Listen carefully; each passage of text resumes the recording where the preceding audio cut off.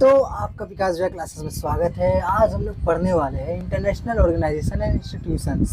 तो आपको नाम से समझ में आएगा, पॉलिटिकल साइंस का चैप्टर 2 है सेमेस्टर 3 के लिए। सेमेस्टर 3 का बस 1 महीने और 16-15 दिन के बाद एग्ज़ाम है। ठीक, 8 सितंबर से एग्ज़ाम है। पॉलिटिकल साइंस सबसे लास्ट में है शायद। ठीक है, तो हम लोग पढ़ना स्टार्ट करेंगे आज से ही। और बहुत दिन से मैं नहीं आ रहा था क्योंकि मैं कहीं था।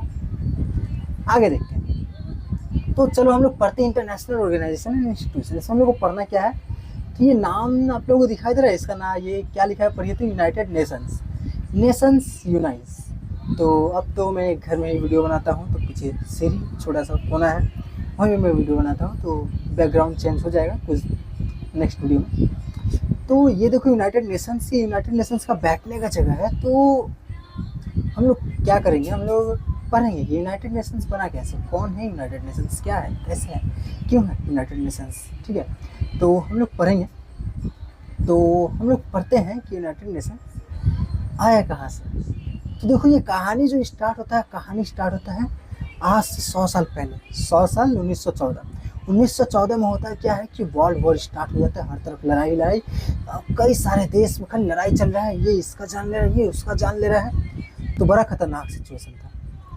अब आप इमेजिन करके देखिए कि पाकिस्तान हमला कर दिया, इधर से ये श्रीलंका हमला कर दिया, भारत चाइना में लड़ाई हो रहा है, सब जगह लड़ाई हो रहा है। और सिर्फ चारों तरफ लाश ही लाश है। आप जिंदा बचेंगे कि नहीं कोई ठीक नहीं है, और खाने के लिए भी कुछ नहीं है।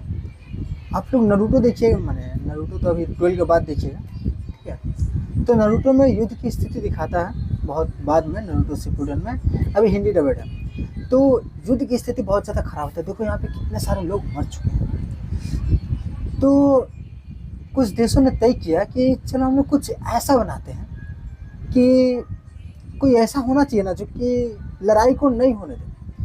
जैसे कि हम लोग क्लास में जो दो बच्चे झगड़ा करते हैं तो क्या होता है, सर आ जाते हैं, सर आके क्या बोलते हैं, तुम लोग झगड़ा झगड़ी मत करो, ठीक है, झगड़ा लड़ाई मत करो, नहीं तो सर पिटते हैं। वैसे ही एक लीग ऑफ नेशंस बनाया गया कि सभी देश वहाँ पर मिलजुल के ये समझौता करें कि हाँ भाई झगड़ा लड़ाई नहीं करना है, किसी दूसरे देश को मारना वारना नहीं है। ठीक है, लेकिन लीग ऑफ नेशंस को तबाह कर दिया हिटलर। ठीक है, लीग ऑफ नेशंस कब बना था, 10 जनवरी 1920 को। 1919 में फर्स्ट वर्ल्ड वॉर ख़त्म हो गया था। ठीक, फर्स्ट वर्ल्ड वॉर 1918 में ही ख़त्म हो गया था। तो और उसके 2 साल बाद लीग ऑफ नेशंस बना था। देखिए यहाँ पे लीग ऑफ नेशंस, पूरी दुनिया के लोग आके बैठते थे, पूरी दुनिया के देशों के लोग आके बैठते थे, और वहाँ पे ये लोग विचार करते थे कि तुम दोनों में झगड़ा है भाई, कहाँ है झगड़ा, तुम दोनों देशों में झगड़ा चल रहा है, काहे चल रहा है, अच्छा ये बात है, ठीक है, तुम लोग झगड़ा मत करो। तो ये लोग यहाँ पे क्या करते थे, आपस में झगड़ों को सुलझाते थे। लेकिन हिटलर बोला कि आप लोग क्या कर रहे हैं, जर्मनी में बहुत ज़्यादा अत्याचार कर रहे हैं। तो जर्मनी में बहुत ज़्यादा अत्याचार करने के कारण ये हिटलर ने क्या किया, दूसरा वर्ल्ड वॉर स्टार्ट कर दिया। ठीक है, तो दूसरा वर्ल्ड वॉर स्टार्ट हो गया। तो दूसरा वर्ल्ड वॉर और भयानक। इस टाइम तो फाइटर प्लेन आ गया था, ऊपर से बम गिराया जा रहा है, परमाणु बम गिराया गया, किस पर, जापान देश पर परमाणु बम तक गिरा दिया गया। और उसके बाद ये ख़त्म हुआ। ठीक, हिटलर इतना परेशान हो चुका था कि हिटलर को मैंने बंदूक रखा और ये सब मारना पड़ा। इतना शक्तिशाली आदमी हिटलर ने सोचो आत्महत्या किया। ऐसा खतरनाक, तो इतना खतरनाक आदमी क्या कर रहा है, आत्महत्या कर रहा है। तो बहुत ही खतरनाक था सेकेंड वर्ल्ड वॉर। कुछ खाने के लिए नहीं था, लोग भूखे ही मर रहे हैं। ऊपर से आराम से घर में बैठे हैं, आराम से सो हुए हैं, ऊपर से घर के ऊपर बम गिर गया, खत्म सब। तो बड़ा खतरनाक स्थिति होता है युद्ध का। अभी तो युद्ध दुनिया में कम हो गए हैं। क्यों कम हो गए हैं, तो इसी कारण कि इन लोगों ने क्या बनाया, एक ऐसी संस्था बनाई जो कि युद्धों को रोका जा सके। ठीक, वो संस्था का नाम है यूनाइटेड नेशंस। यूनाइटेड नेशंस क्या करता है कि युद्धों को होने से बचाता है, कि भाई युद्ध ना हो। ठीक, फिर भी दुनिया में युद्ध हो रहे हैं लेकिन बहुत कम हो रहे हैं। पहले बहुत ज़्यादा हो रहे थे, पहले कोई रोकने टोकने वाला नहीं था, अभी बहुत कम युद्ध होते हैं।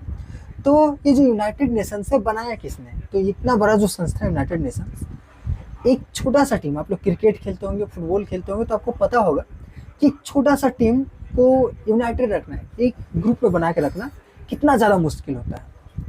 तो ये तो दुनिया का सबसे बड़ा ग्रुप है, पूरी दुनिया के सबसे शक्तिशाली लोग, प्रधानमंत्री लोग इस ग्रुप में आते हैं। ठीक, तो इसको यूनाइटेड रखना, एक रखना बहुत ज़्यादा मुश्किल होगा। तो चलिए हम लोग पढ़ते हैं कि इस बहुत शक्तिशाली ग्रुप यूनाइटेड नेशंस को बनाने में कैसे बना। तो देखो अभी सेकेंड वर्ल्ड वॉर चल रहा है। देखो सेकेंड वर्ल्ड वॉर कब से कब तक चला था, 1939 से लेकर 1945 तक। तो प्रधानमंत्री लोग लड़ाई थोड़ी करता था, वो लोग तो सेना लोग को भेजता था कि जाओ तुम लोग लड़ाई करो। प्रधानमंत्री लोग मीटिंग करता था।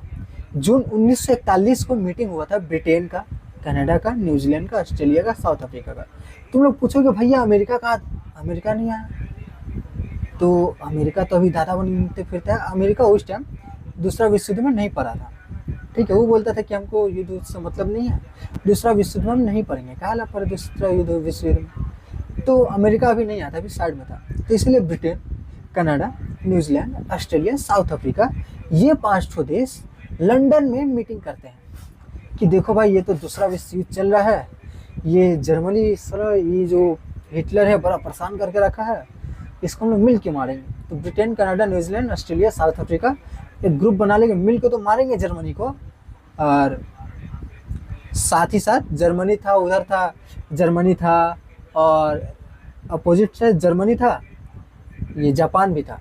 ठीक है, तो इधर जापान नहीं है क्योंकि जापान अपोजिट में था, जापान मतलब अपोजिट में लड़ाई कर रहा है।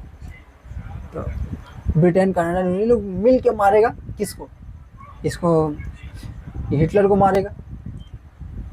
और साथ साथ ही लोग ये भी फैसला किया कि क्यों ना एक ऐसा संस्था बनाया जाए जो कि युद्ध को रोके।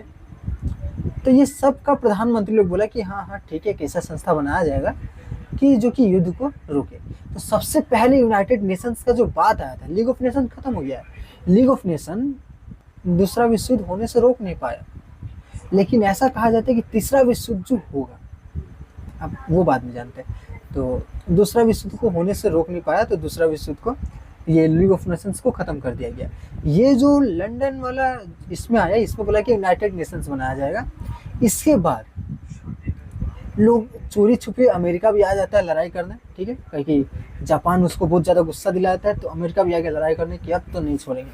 ठीक, तो अमेरिका का उस टाइम, अमेरिका में प्रेसिडेंट होता है, ठीक है, राष्ट्रपति। अमेरिका में प्रधानमंत्री नहीं, राष्ट्रपति सबसे ताकतवर होता है। तो अमेरिका का राष्ट्रपति उस टाइम था रूजवेल्ट। इसका नाम बहुत लंबा चौड़ा है, रूजवेल्ट याद रखना। ठीक है, तो ये दोनों में से कोई रूजवेल्ट है, ये ज़्यादा बढ़िया ना, ये तो ये रूजवेल्ट है। ठीक है, तो ये रूजवेल्ट है अमेरिका का राष्ट्रपति। और विंस्टन चर्चिल ब्रिटेन का क्या है, प्रधानमंत्री। ब्रिटेन में प्रधानमंत्री होता है। तो ये दोनों आपस में मिलता है, कहाँ मिलता है, अटलांटिक ओशन। ये जो अगल बगल जो समुंदर है, ये समुंदर का नाम क्या है, अटलांटिक ओशन, अटलांटिक महासागर, नाम तो सुना ही होगा। अटलांटिक महासागर में लोग, अटलांटिक महासागर समुंदर में तो मिलेगा नहीं, उसके बीच में वो टापू था, प्रिंस ऑफ वेल्स आइलैंड। इस आइलैंड का नाम है प्रिंस ऑफ वेल्स आइलैंड। देखो तुम लोग के एग्जाम में कहाँ से एमसीक्यू पूछ देगा, ये कहना मुश्किल है, इसलिए ये सब थोड़ा याद रखना। ठीक है, फैक्ट याद रखना, और ऑप्शन तो दिया ही रहेगा, तो थोड़ा सा अगर पढ़े रहोगे तो तुमको आंसर पता चल जाएगा। 4 ऑप्शन पढ़ोगे, इसमें से हाँ प्रिंस ऑफ वेल्स सही आंसर है, ठीक हो जाएगा। ठीक है, तो अटलांटिक चार्टर, यहाँ अटलांटिक ओशन के बीच में प्रिंस ऑफ वेल्स नामक एक द्वीप था। वहाँ पर रूजवेल्ट और विंस्टन चर्चिल आपस में मिलते हैं और आके बोलते हैं कि हाँ एक यूनाइटेड नेशन ऑर्गेनाइजेशन बनाना जरूरी है, कि ऐसा संस्था जो कि युद्धों को रोके। 9 अगस्त 1941, ठीक है, डेट भी याद रखना, 9 अगस्त 1941 को ये लोग एक चार्टर निकालते हैं जिसमें कुछ क्या लिखे, 9 गो सिद्धांत। तुम लोगों का किताब में 9 गो सिद्धांत लिखा है, जब हम रिसर्च किए तो 8 गो सिद्धांत मिला। और अगर किसी बच्चा को ये जानने का मैंने इंटरेस्ट आता है कि ये 8 सिद्धांत क्या था, तो यही सब यहाँ पे 8 सिद्धांत लिखा गया। ठीक है, तो इसको स्क्रीनशॉट लेकर तुम लोग पढ़ सकते हो। तो इसको अटलांटिक चार्टर के नाम से जाना जाता है। ठीक, कि यूएनओ बनाने का ये जो है एक महत्वपूर्ण मीटिंग था। कौन कौन मिलता है, रूजवेल्ट और चर्चिल मिलता है। रूजवेल्ट अमेरिका का और चर्चिल ब्रिटिश का। ठीक है, तो आगे आते हैं। तो ये 8 प्रिंसिपल तुम लोग के सिलेबस में है नहीं, तो ये पढ़ने दरकार नहीं। हालांकि जो प्रिंसिपल हम लोग पढ़ेंगे यूएनओ को वही सेम है, तो दिक्कत नहीं है, इसको नहीं पढ़ने से भी चलेगा। उसके बाद तीसरा कॉन्फ्रेंस होता है वाशिंगटन। वाशिंगटन क्या है, तो यूनाइटेड स्टेट्स जो अमेरिका है, अमेरिका का राजधानी वाशिंगटन। अमेरिका का राजधानी वाशिंगटन में अमेरिका, इंग्लैंड, रसिया, चाइना और 22 को देश का आदमी आके मिलता है यहाँ पर। ठीक है, कब मिलता है? जनवरी 1942। ये देखो, ये कब हुआ था? 1941 में हुआ था। देखो, ये जून 1941, इसका 2 महीना बाद ही, अगस्त, जून, जुलाई, अगस्त, ठीक है, तो 2 महीना बाद ही ये दोनों आपस में मिलता है। ये रूजवेल्ट ब्रिटिश वाला बताता है कि देखो यूएन बनाने का जरूरत है, यूएनओ, और यहाँ पर यूएनओ का, और यहाँ पर सभी लोग बोलता है कि हम लोग यूएनओ में क्या क्या है सब बना लिए हैं, ढांचा वाचा यहाँ पे, अमेरिका और ब्रिटिश। और ये लोग 22 और यहाँ पे 4, 26 गो देश आके मिलता है यहाँ पे। ठीक है, 22 और 4, 26 गो देश यहाँ पे आके मिलता है। और ये लोग बोलता है कि हाँ, यूनाइटेड नेशन बनाना जरूरी है। और ये लोग डिक्लेरेशन दे देता है, 26 गो देश डिक्लेरेशन दे देता है कि हाँ, हम लोग यूनाइटेड नेशन में रहेंगे। ठीक है, तो द वाशिंगटन कॉन्फ्रेंस होता है। कहाँ पे? वाशिंगटन में वाशिंगटन कॉन्फ्रेंस होता है। और यहाँ पर क्या होता है? यूनाइटेड नेशन का डिक्लेरेशन हो जाता है। अभी तक बना नहीं है। ठीक है, 1942। इसके बाद थोड़ा लड़ाई में सब बिजी हो जाता है। बीच में 2 गो क्या होता है, कॉन्फ्रेंस होता है। लेकिन इस कॉन्फ्रेंस के बारे में क्योंकि किताब में ज़्यादा कुछ लिखा नहीं था, इसलिए हम भी खाली छोड़ दिया।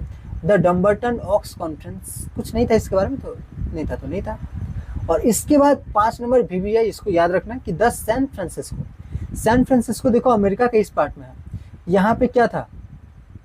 यहाँ पर अभी जो बोले वाशिंगटन DC था, यहाँ पे ये सैन फ्रांसिस्को पूरा इस कोना में है। अमेरिका का पूरा इस कोना में सैन फ्रांसिस्को, यहाँ पर मीटिंग होता है। यहाँ पे 2 महीना तक मीटिंग चलता है। सैन फ्रांसिस्को का मीटिंग 2 महीना तक चलता है, 25 अप्रैल से लेके 26 जून तक। 1945 का बात है, 25 अप्रैल से लेके 26 जून तक ये मीटिंग चलता है। 50 गो देश यहाँ पे आता है मिलने। ये जो इटली जो है एक अलग देश है जो कि अक्टूबर में भाग लेता है इसमें। ठीक है, 15 अक्टूबर। तो पहले यहाँ पर 50 गो देश आता है। 50 गो देश क्या करता है? साइन करता है कि हाँ, यूनाइटेड नेशन बनना चाहिए। 25 अप्रैल से लेकर 26 जून तक मीटिंग होता है। इसके बाद 26 जून को कब साइन होता है? 26 जून को सब देश लोग मान जाता है कि हाँ, यूनाइटेड नेशन होना चाहिए। और 15-16 अक्टूबर को एक अलग इटली आता है, वो भी बोलता है कि हम भी रहेंगे। और 24 अक्टूबर 1945 को क्या होता है? ये जो यूएनओ है ये साइन कर दिया जाता है कि हाँ, 24 अक्टूबर 1945 से यूनाइटेड नेशन बन जाता है। तो यूनाइटेड नेशन कब बना? 24 अक्टूबर 1945। कब इस पे सब साइन किया था? ठीक है, 50 गो देश कब साइन किया था? तो 26 जून 1945। ठीक है, इसका पहला नींव कहाँ से पड़ा था? तो पहला नींव पड़ा था द लंदन डिक्लेरेशन से, 1941, जून 1941। यूएनओ का पहला नींव द लंदन डिक्लेरेशन से, जहाँ पर ब्रिटेन, कनाडा, न्यूजीलैंड थे। इसके बाद इसका मेन काम ये लोग यहाँ पे अटलांटिक चार्टर में खाली 2 गो देश मिलके किया। इसके बाद 26 गो देश क्या बोला? हाँ ठीक है, हम लोग मान जाएंगे। वाशिंगटन DC में भी 26 गो देश आया और यहाँ पे 50 गो देश आया। एक कन्वा देश बाद में 30 अक्टूबर को भारत इसमें साइन करता है। ठीक है, ये भी याद रखना, 30 अक्टूबर को भारत इसमें कब आता है? 30 अक्टूबर 1945। भारत तो मैंने उस टाइम तो गुलाम था अंग्रेजों का, तो अंग्रेज लोग ही नाम दिया था भारत का। ठीक है, भारत इसमें शामिल होता है 30 अक्टूबर, इसका 6 दिन बाद। ठीक है, तो सैन फ्रांसिस्को मीटिंग, और यहाँ पे हम लोग का द यूनाइटेड नेशन बन के तैयार हो जाता है। तो यूनाइटेड नेशन बनने का इतना ही कहानी है। ठीक है, कि बहुत खतरनाक युद्ध हो रहा था और युद्धों को कम करने के लिए यूनाइटेड नेशन बनाया गया। तो अभी इसमें 193 को देश है, ये VBI है। अभी यूनाइटेड नेशन में कितने देश है? 193 कंट्रीज है। और ये जो यूनाइटेड नेशन का बिल्डिंग जो आप देख रहे हैं, अगर इसको देखने जाना है तो आपको जाना होगा न्यूयॉर्क। ठीक है, इसको कहा जाता है मुख्यालय। अंग्रेजी में क्या कहते हो आप लोग? इंग्लिश मीडियम को आप लोग जानते होंगे। ठीक है, तो मैं हिंदी मीडियम का कहाँ से पता होगा? तो मुख्यालय, तो मुख्यालय कहाँ पर है? द यूनाइटेड नेशन का मुख्यालय कहाँ पर है? न्यूयॉर्क में। ठीक है, तो ये है न्यूयॉर्क। तो आशा है कि आपको समझ में आया होगा ठीक से। ठीक है, कमेंट करके बताना समझ में आया कि नहीं।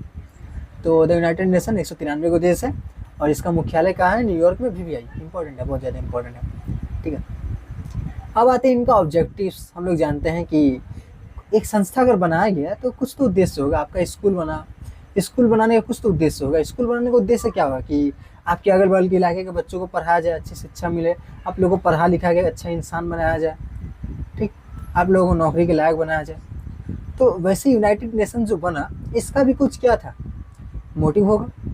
ऐसे तो नहीं बन जाएगा, इसका भी कोई उद्देश्य होगा कि हाँ भाई बना रहे हैं तो काहे बना रहे हैं। तो एक तो उद्देश्य इसका साफ साफ नजर आता है कि दुनिया में जो युद्ध हो रहे थे, इसका सबसे बड़ा काम है कि तीसरा विश्व युद्ध को होने नहीं देना है। तीसरा विश्व युद्ध को क्यों नहीं होने देना है? काहे कि अभी सब देशों के बाद ऐसा ऐसा हथियार है, परमाणु बम, ऐसा हथियार जो कि दूसरे विश्व युद्ध के बाद कभी किसी देश पर गिरा नहीं। दूसरे विश्व युद्ध में गिरा था किस पे? जापान के ऊपर 2 परमाणु बम गिरा था और जापान में लाखों आदमी मर गया था। ठीक है, बहुत ज़्यादा नुकसान हुआ था। इतना बड़ा तबाही देखने के बाद सभी लोग यही चाहते हैं कि परमाणु बम का दूसरा बार यूज ना हो। ठीक है, तो इसका सबसे बड़ा काम है तीसरे विश्व युद्ध को होने से रोकना, क्योंकि अभी अमेरिका और रूस के पास 5,000 परमाणु बम है। माने पूरा दुनिया को कितना बार खत्म कर सकते हैं ये लोग। ठीक, भारत के पास 200-250 है परमाणु बम। तो अगर परमाणु बम से लड़ाई होने लगे तो दुनिया खत्म हो जाएगा, हम लोग आप लोग कोई जिंदा नहीं रहेगा। तो आप लोग अभी बोलिए कि अच्छा है दुनिया खत्म हो जाएगा, कम से कम पढ़ाई तो करने नहीं मिलेगा। दुनिया खत्म हो जाएगा तो पढ़ाई, इससे अच्छा है कि पढ़ाई कर लो। ठीक, पढ़ाई से छुटकारा के लिए दुनिया खत्म करना ये तो गलत बात है। तो आओ देखते हैं कि इसका सबसे बड़ा तो यही था कि क्या करना है, तीसरे विश्व युद्ध को होने से रोकना है और युद्ध रोकना, विवादों को शांतिपूर्ण समाधान। जैसे कि भारत पाकिस्तान में विवाद होते रहता है, तो यूएन आएगा बीच में, बोलेगा लड़ाई झगड़ा मत करो, क्या है इधर आओ, यूनाइटेड नेशंस में आओ, यहाँ पर आओ, मुंह से झगड़ा करो। ठीक है, तो यूनाइटेड नेशन का एक आदमी है जो कि बोलता है कि देखो लड़ाई झगड़ा जो करना है युद्धों से, मतलब मारपीट से करने से अच्छा है कि मुंह से लड़ाई करो। इसलिए यूनाइटेड नेशन बनाएंगे, तुम लोग बम से लड़ाई मत करो, यहाँ पर आओ और मुंह से लड़ाई करो। जिस लड़की लोग का झगड़ा होता है, ठीक है, वैसे ही। तो जैसे कि भारत पाकिस्तान में लड़ाई हुआ तो उसको शांत करके एक अलग जगह लड़ाई करे। देखिए भारत बोलेगा इसने मेरे अंदर आतंकवादी भेजे, अब पाकिस्तान बोलेगा हम तो भेजे नहीं, तो मुंह से लड़ाई होगा। इसलिए क्या बनाया, विवादों को शांतिपूर्ण समाधान और शांति सेना द्वारा संघर्ष नियंत्रण, कि देखो वो लड़ाई झगड़ा मत करो। इसका दूसरा उद्देश्य था कि कुछ देश बहुत ज्यादा शक्तिशाली हो गए थे, कुछ देश क्या थे, कम शक्तिशाली थे। तो जो भी शक्तिशाली होगा वो तो कमजोर को दबाएगा, मारेगा। ठीक है, इससे अपना मतलब से काम करवाएगा। ठीक, तो यूएन का एक उद्देश्य ये है कि ये जो ताकतवर देश है ये कमजोर देश को दबा ना पाए, ये दोनों बराबर रहे, इन दोनों को इक्वलिटी मिलनी चाहिए। ये देश अगर स्वतंत्र होकर फैसला ले सकता है तो इस देश को भी अब हक है कि इसको भी स्वतंत्र होने का फैसला, मतलब फैसला स्वतंत्र होकर ले। ठीक है, अपनी इच्छा से स्वतंत्र, मैंने अपने जो करने का मन होकर। ठीक है, ये जो ताकतवर देश है कमजोर देश को दबा ना पाए। ठीक है, जैसे चाइना ताकतवर देश है, वो चाहे तो भूटान को दबा सकता है। भारत ताकतवर देश है, भूटान को, बांग्लादेश को दबा सकता है, लेकिन ऐसा नहीं करता है। अगर भारत ऐसा करेगा भी तो यूएन आके बीच में रोकेगा कि देखो ऐसा मत करो। ठीक, तो यूएन का काम, पहला काम क्या था, युद्ध को रोकना।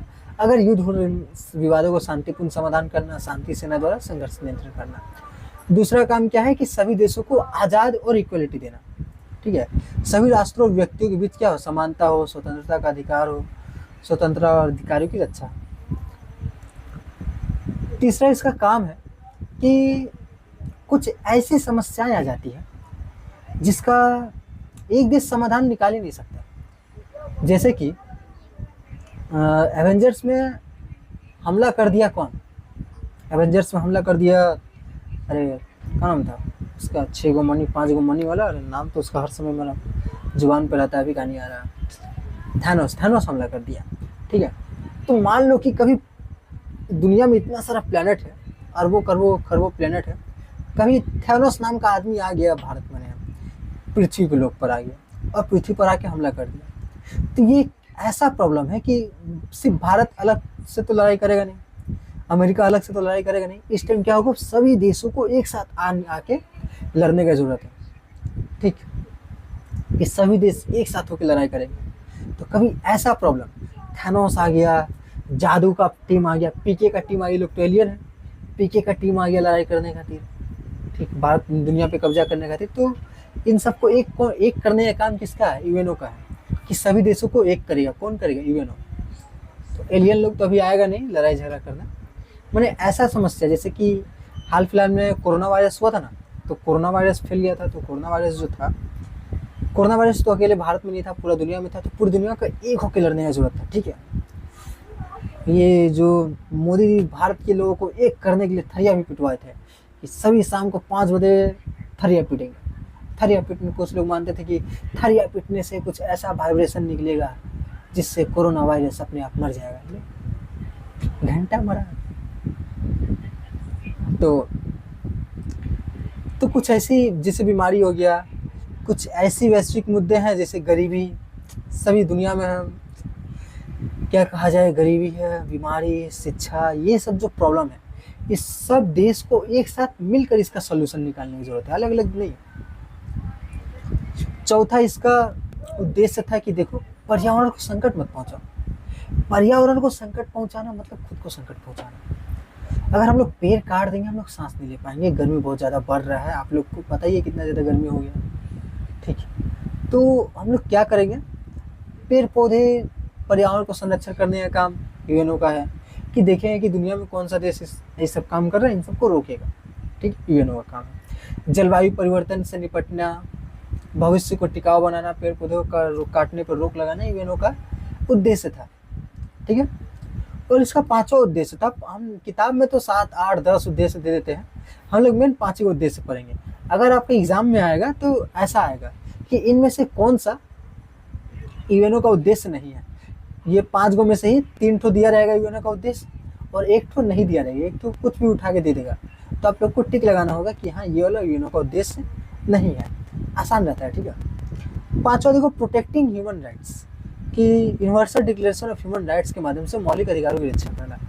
देखो, तो मैंने हमको कुछ दिनों में पता चला कि सबसे ज़्यादा जो ज़रूरी है आपको, जो आपको सबसे ज़्यादा कीमती चीज़ है, वह आपकी आज़ादी, ठीक है। तो आपकी आज़ादी आपका एक अधिकार है, आपका मौलिक अधिकार है आपकी आज़ादी। लेकिन जब आप कुछ गलत काम करते तो आपकी आज़ादी को छीन लिया जाता है। तो बहुत ज़्यादा कीमती है कि आप आज़ाद रहें। और ये जो मौलिक अधिकार है, ये मौलिक अधिकारों की ही रक्षा करता है कि यूएनओ क्या करता है, आपके मौलिक अधिकार की रक्षा करता है कि आप लोगों को मौलिक अधिकार क्या क्या है कि आपको खाना मिलना चाहिए। आप पृथ्वी पर जन्म लिया है, आपको खाना मिलना ही चाहिए, आपको कपड़ा मिलना चाहिए, इंसान का बेसिक नीड है, आपको कपड़ा मिलना चाहिए, आपको एक घर मिलना चाहिए, रहने के लिए एक घर मिलना ही चाहिए, आपका ज़रूरी है, ठीक है।